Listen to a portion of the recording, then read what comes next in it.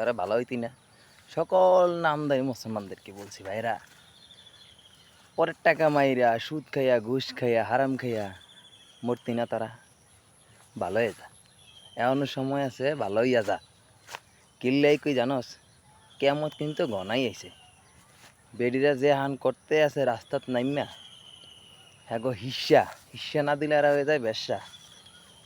এ তারা বেগুন তো বুঝতে আসস না। নামাজ পড়, আল্লাহ বিল্লাহ কর, জিকির আজগার কর, এমন আর সময় আছে, ভালো হইয়া যা। নয়তো কিন্তু বেগুন রে আল্লাহ কিন্তু ছাড় দেয়, ছেড়ে দেয় না, বুঝছস। সকল তেরে আহন কই সময় আছে, ভালো হইয়া যান।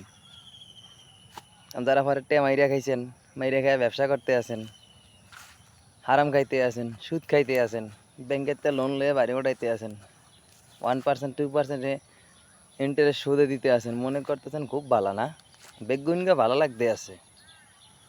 এমনও সময় আছে, নামদারি মুসলমানগণ তারা নামে মুসলমান, ভালো হইয়া যান। খোদাই কিন্তু ছাড় দেয়, সাইরে দেয় না বেগুন রে। বহুত পাপি গেছে, আপনারাও যাইয়েন, নামাজ পড়েন, মসজিদে তাহান,